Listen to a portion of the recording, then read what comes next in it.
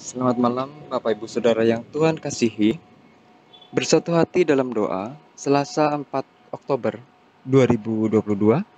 Saya beri judul Setia dalam Penderitaan, Berbuah Kekuatan. Sebelumnya mari kita bersatu di dalam doa. Tuhan, bukalah hati dan pikiran kami untuk merenungkan firman-Mu sebelum kami tidur dan terlelap malam ini. Amin. Bacaan Alkitab kita diambil dari Mazmur 137 ayatnya yang pertama sampai ayatnya yang ke-9. Di tepi sungai-sungai Babel, di sanalah kita duduk sambil menangis apabila kita mengingat Sion. Pada pohon-pohon gandarusa di tempat itu kita menggantungkan kecapi kita. Sebab di sanalah orang-orang yang menawan kita meminta kepada kita memperdengarkan nyanyian, dan orang-orang yang menyiksa kita meminta nyanyian sukacita. Nyanyikanlah bagi kami nyanyian dari Sion. Bagaimanakah kita menyanyikan nyanyian Tuhan di negeri asing? Jika aku melupakan engkau, hai Yerusalem, biarlah menjadi kering tangan kananku. Biarlah lidahku melekat pada langit-langitku jika aku tidak mengingat engkau. Jika aku tidak menjadikan Yerusalem puncak sukacitaku. Ingatlah ya Tuhan kepada kami, Bani Edom, yang pada hari pemusuhan Yerusalem mengatakan, runtuhkanlah sampai ke dasarnya. Hai putri Babel yang suka melakukan kekerasan, berbahagialah orang yang membalas kepadamu perbuatan-perbuatan yang kau lakukan kepada kami. Berbahagialah orang yang menangkap dan memecahkan anak-anakmu pada bukit batu. Demikianlah firman Tuhan. Saudara-saudara, ketika kita berada dalam situasi dan kondisi yang sulit, saat kita terpojok oleh tekanan yang berat, respon seperti apakah yang kira-kira kita tunjukkan? Sikap seperti apa yang mungkin kita nyatakan? Apakah kita sanggup meresponsnya dengan bijak, setia, dan sabar? Atau kita malah bersikap sebaliknya? Yang penting kita aman. Dapur tetap ngebul. Pekerjaan kita lancar. Sosialita kita tetap eksis. Biasanya dalam keadaan yang sulit inilah kualitas iman kita akan teruji. Mazmur 137 ingin memperlihatkan tentang sikap bangsa Israel ketika mereka berada dalam situasi yang sangat sulit. Melalui kitab Mazmur, kita dapat menyaksikan luapan dan pelepasan emosi manusia yang paling dalam kepada penciptanya, baik itu rasa kagum maupun kedekatan relasi. Pada bagian awal, kita diajak pemazmur untuk bernostalgia terhadap kenangan tragis pada masa pembuangan di Babel. Mereka menjadi tawanan perang di negeri yang asing, suatu tempat yang jauh dari tanah airnya. Menderita sudah pasti. Dalam kondisi yang tidak menyenangkan itu, mereka ingat akan negerinya sendiri. Kenangan tentang Sion membuat air mata mereka bercucuran. Mereka menangis, tidak secara tiba-tiba, tetapi dalam sebuah perenungan saat mengenang sesuatu.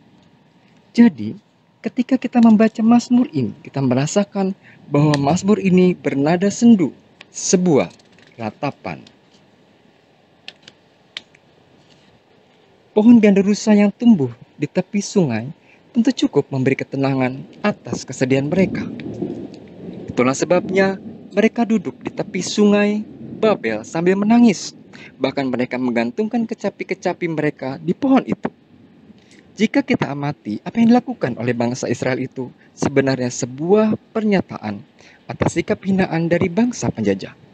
Mereka menolak saat diminta untuk menyanyi dan menghibur orang-orang yang menawannya. Penolakan itu dinyatakan dengan cara menggantungkan kecapi pada pohon gandarusa yang berjejer di tepi sungai. Mengapa mereka menolak? Karena nyanyian yang biasa dinyanyikan di Sion itu hanya boleh dinyanyikan di Yerusalem, tempat yang kudus, yang hanya dipakai untuk menghormati Allah. Alasan yang mereka sampaikan juga lembut dan saleh. Bagaimanakah kita menyanyikan nyanyian Tuhan di negeri asing? Lagu itu adalah nyanyian Tuhan, sebuah hal yang kudus dan hanya diperuntukkan bagi ibadah di bait suci. Karena itulah kami tidak berani menyanyikannya di negeri asing, di antara para penyembah berhala. Dalam ketindasan itu, kita melihat dua hal, namun terasa janggal. Mari kita perhatikan ayat 5 dan 6, dua ayat dengan struktur yang berbeda. Pada ayat 5 dikatakan, "Jika aku melupakan engkau, hai Yerusalem, biarlah menjadi kering tangan kananku." Padahal ia melupakan. Sedangkan pada ayat ke-6, "Biarlah lidahku melekat pada langit-langitku, jika aku tidak mengingat engkau, jika aku tidak menjadikan Yerusalem puncak sukacitaku." Namun nyatanya ia memang melupakan. Ayat 5 diawali dengan jika yang sifatnya kondisional, lalu disusul dengan janji, sedangkan pada ayat ke-6 diawali dengan janji, lalu disusul dengan sebuah syarat. Ayat ke-5 memakai kata lupa, sedangkan ayat ke-6 memakai frasa tidak ingat. Tangan kanan umumnya untuk bekerja, kalau dipotong tidak bisa bekerja, tidak bisa makan, artinya kematian. Lidah untuk bertutur, Yerusalem sebagai sumber dan puncak sukacita. Jika ini semua tidak lagi diingat, maka hal itu sama juga dengan kematian. Ketika menyanyikan mazmur ini, hendaknya kita menyadari dengan persoalan yang dihadapi oleh gereja, khususnya gereja yang tertindas. Namun, kita juga harus menghindari permusuhan. Meskipun kita memohon keadilan, kita juga tidak meminta kehancuran bagi orang yang memusuhi kita. Seperti pemazmur yang tidak meminta Allah menghancurkan Edom juga Babel. Biarlah itu semua berada dalam kedaulatan Allah saja. Sekarang kita kembali pada diri kita sendiri. Penderitaan yang kita alami tentu tidak sama satu antara yang lain. Tinggal bagaimana kita menyikapi penderitaan itu. Apakah kita hanya menggerutu tanpa berbuat apa-apa, atau kita hadapi penderitaan itu dengan mengandalkan pertolongan Tuhan, seperti sang pemazmur yang memandang penderitaan itu sebagai penghormatan untuk melayani Tuhan.